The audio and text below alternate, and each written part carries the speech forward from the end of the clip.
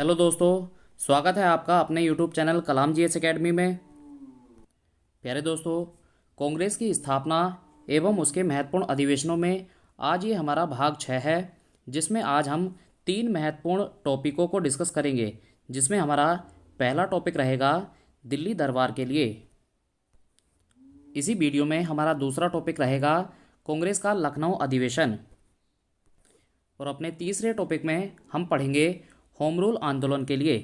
तो आज का हमारा पहला प्रश्न है, मॉर्ले मिंटो सुधार बिल किस वर्ष में पारित किया गया? तो इस प्रश्न का सही आंसर है 1909 में। प्यारे विद्यार्थियों, चलिए आप मुझे कमेंट करके बताइए कि मॉर्ले मिंटो सुधार बिल आने के समय में भारत के गवर्नर जनरल कौन थे? तो हमारा नया प्रश्न है, 1909 के इंडियन काउंसिल एक्ट में किस बात की व्यवस्था की गई थी? तो इस प्रश्न का सही आंसर है सांप्रदायिक प्रतिनिधित्व।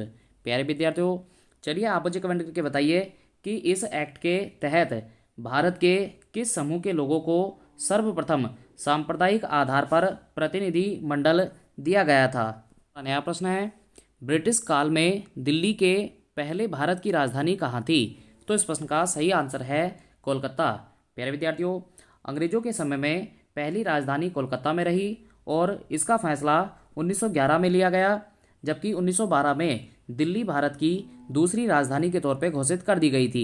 तो हमारा नया प्रश्न है, 1912 ईस्वी में जब राजधानी कलकत्ता से दिल्ली लाई गई, उस समय भारत का वायसराय कौन था? तो इस प्रश्न का सही आंसर है लॉर्ड हॉर्डिंग। तो हमारा नया प्रश्न है, किस वर्ष भारत की राजधानी कलकत्ता से दिल्ली लाई गई? तो इस प्रश्न का सही आंसर है 1911। प्रश्न है, किस वर्ष भारत की राजधानी कलकत्ता से दिल्ली लाई गई? तो इस प्रश्न का सही आंसर है 1911। प्यारे विद्यार्थियों, आप याद रखिए कि 1911 में कलकत्ता से राजधानी का परिवर्तन दिल्ली में किया गया, किंतु दिल्ली को राजधानी का दर्जा 1912 में प्राप्त हुआ। तो हमारा नया प्रश्न है, दिल्ली में किसके राजकीय प्रवेश के अवसर पर बम फेंका गया? तो इस प्रश्न का सही आंसर है लॉर्ड हॉर्डिंग।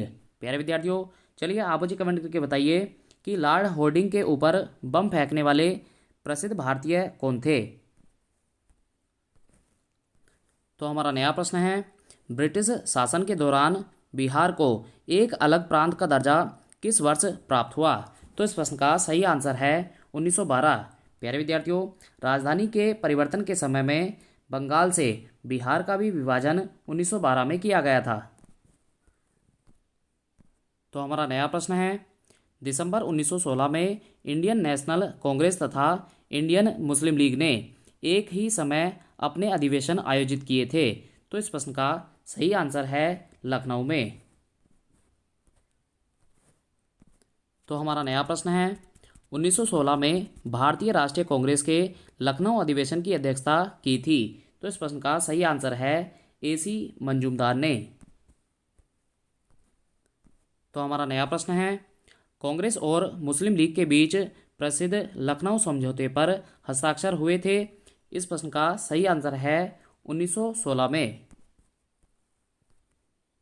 तो हमारा नया प्रश्न है, अतिवादियों एवं उदारवादियों के पुनर्मिलन की प्रक्रिया में प्रमुख शिल्पी निम्न में से कौन था? तो इस प्रश्न का सही आंसर है एनी बेसेंट।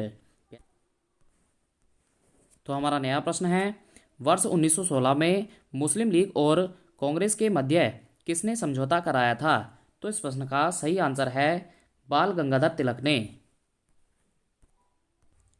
प्यारे दोस्तों, 2 मोटिवेशनल पंक्तियां आप सभी के लिए।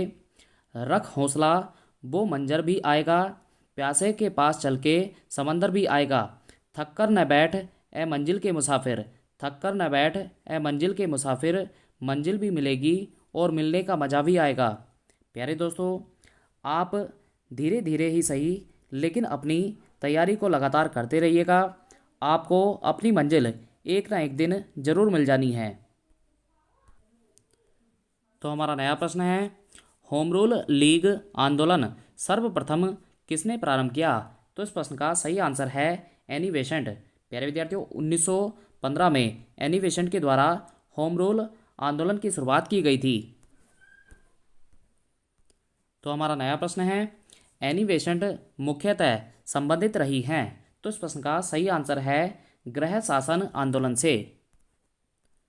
तो हमारा नया प्रश्न है, तिलक तथा एनी बेसेंट द्वारा बनाए गए होम रूल लीग को एक में मिला दिया गया।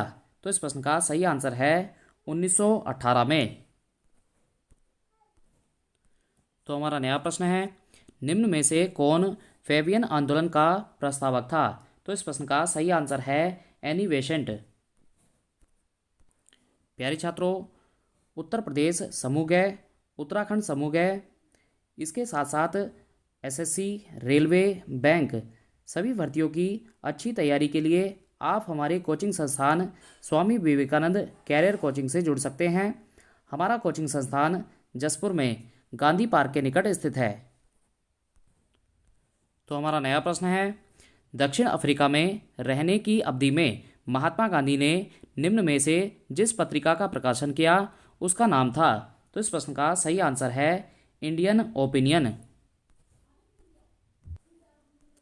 तो हमारा नया प्रश्न है, फिनिक्स फॉर्म कहाँ है। तो इस प्रश्न का सही आंसर है डरबन में। प्यारे विद्यार्थियों, चलिए आप मुझे कमेंट करके बताइए कि महात्मा गांधी ने अपनी दक्षिण अफ्रीका की पहली यात्रा किस जहाज से की थी। तो हमारा नया प्रश्न है, एम.के. गांधी समर्थक थे। तो इस प्रश्न का सही आंसर है दार्शनिक अराजकतावाद के। तो हमारा नया प्रश्न है, गांधी जी ने परिवार नियोजन हेतु क्या तरीका बताया। तो इस प्रश्न का सही आंसर है आत्म नियंत्रण। तो हमारा नया प्रश्न है, महात्मा गांधी दक्षिण अफ्रीका से भारत किस वर्ष में लौटे। तो इस प्रश्न का सही आंसर है 1915 में। प्यारे विद्यार्थियों, चलिए आप मुझे कमेंट करके बताइए कि महात्मा गांधी के भारत आगमन पर भारत में किस दिवस के रूप में मनाया जाता है। तो हमारा नया प्रश्न है, गांधी जी दक्षिण अफ्रीका में कितने वर्ष रहे थे। तो इस प्रश्न का सही आंसर है 21 वर्ष। प्यारे विद्यार्थियों, आज की इस वीडियो में हमारा अंतिम प्रश्न है, एम.के. गांधी ने निम्नलिखित भारतीय राष्ट्रीय कांग्रेस के अधिवेशन में किस एक में सर्वप्रथम भाग लिया था। प्यारे विद्यार्थियों, इस प्रश्न का सही आंसर है कलकत्ता अधिवेशन 1901। प्यारे छात्रों, ये वीडियो आपको कैसा लगा आप हमें कमेंट करके ज़रूर बताएं। वीडियो को अंत तक देखने के लिए आप सभी का धन्यवाद।